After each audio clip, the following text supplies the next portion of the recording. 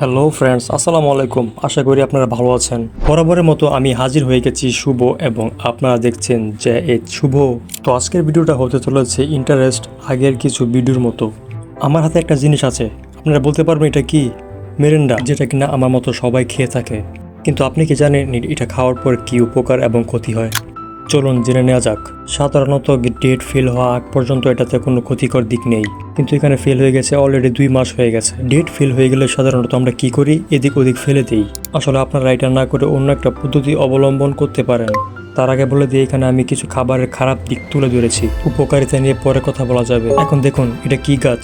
শাক গাছ। আশা করছি আপনারা বুঝতে পারছেন এটা আসলে আমি এখানে ডালতে চলেছি। তো এই বিষয়ে কিছু কথা বলা যাক। এই মেরিন্ডা তৈরি হয় সাধারণত মাল্টা এবং কমলা ফল দিয়ে, আর এই দুই ফল আমাদের শরীরের জন্য খুব ভালো। কিন্তু আপনারা কি জানেন এই দুইটি ফল বাদে আরও কিছু ফর্মালিন দিয়ে তৈরি হয় এই মেরিন্ডা, যেটা আমাদের শরীরের জন্য তেমন কোনো খারাপ প্রভাব ফেলে না, অবশ্য যে কোনো গাছের জন্যও নয়। এক কথায় বলতে গেলে ডেট ফেল হওয়ার আগে আমাদের জন্য উপকার, এবং ডেট ফেল হওয়ার পরে গাছের জন্য উপকার হয়ে দাঁড়ায় এই ধরনের কিছু কোল্ড ড্রিঙ্কস।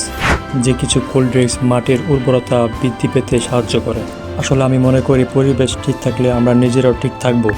তো চলুন আরেকটা খাবার সাথে পরিচয় হই, যেটার কিনা অবিরত বেশি, কেক। যেটা কিনা মেরিন্ডার মতো কোল্ড ড্রিঙ্কসকেও হার মানায় মানুষের খাদ্য হিসেবে। অর্থাৎ এই খাবারটার চাহিদা কোল্ড ড্রিঙ্কস থেকেও বেশি হয়ে থাকে। কিন্তু আপনারা বুঝতে পারছেন আমি আপনাদেরকে ঠিক কী দেখানোর চেষ্টা করছি। আপনারা হয়তো দেখতে পাচ্ছেন এটার গায়ে কিছু কালো কালো দাগ আছে।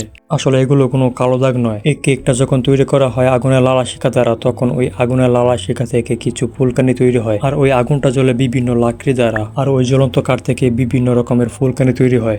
আর ওই ফুলকানিগুলো বিভিন্ন মাধ্যমে কেকের গায়ে লাগিয়ে যায়, যেগুলো এতটাই ক্ষুদ্র হয় স্বাভাবিকভাবে আমাদের চোখে পড়ে না। কিন্তু কথায় বলে না, ছোট পটকায় বারুদ বেশি হলে তামাকা হয় বড়। ঠিক তেমনই এটা আমাদের শরীরের জন্য খুব বড় একটা প্রভাব ফেলতে পারে। তাই আজকে থেকে আমরা এগুলোকে না করে দিই। আসলে আমি সব কেকের কথা বলছি না, এমন এমন কেক আছে যেগুলো খোলামেলা, সেই খোলামেলা কেকগুলো খাওয়া যাবে না। চলুন আরেকটার সাথে পরিচয় হই। এটা কি? এটা হচ্ছে চিপস, যেটা আমরা সবাই খেয়ে থাকি। ছোট বাচ্চা থেকে বড় বয়স্ক পর্যন্ত লোক সবাই খেয়ে থাকে। কিন্তু আপনারা কি জানেন আগের দুইটা খাবার থেকে এটা বেশি মারাত্মক হতে পারে, যেটা আমি নিজে এক্সপিরিয়েন্স করেছিলাম। আর সেটা হচ্ছে আগুন জ্বালিয়ে। আপনারা হয়তো ইউটিউব কিংবা ফেসবুকে এরকম কিছু ভিডিও দেখে থাকবেন, যেখানে কিনা চিপসে আগুন ধরার মাধ্যমে দেখানো হয় যে কিরকম মারাত্মক হতে পারে। তো আমার ডাউট থাকায় নিজে এক্সপিরিয়েন্স করে এবং ফলাফল এটা। আসলে পৃথিবীতে এমন বেশ কিছু চিপস আছে যেগুলো চিপসে অহরহর আগুন ধরতে পারে, আর এর মাধ্যমে প্রমাণ হয় যে আপনি যেটা খেয়ে থাকেন সেটা আপনার পেটের জন্য খুব মারাত্মক হতে পারে এবং শরীরের জন্য। কিন্তু সেটা আমরা খাই এবং আমাদের বাচ্চাদেরকেও খাওয়াই। তাই আজকে থেকে আমরা নিজে সতর্ক হই এবং অন্যজনকেও সতর্ক করে তুলি। তো আজকের ভিডিওটি এটুকু পর্যন্ত। ভিডিওটি ভালো লাগলে পেজটিকে ফলো দিয়ে লাইক করে রাখবেন, এবং ইউটিউব থেকে দেখে থাকলে ইউটিউব চ্যানেলটি সাবস্ক্রাইব করে পাশে থাকা বেল আইকনটি বাজিয়ে রাখবেন এমন নিত্য নতুন ভিডিওর জন্য। দেখা হবে পরের ভিডিওতে। Thank you.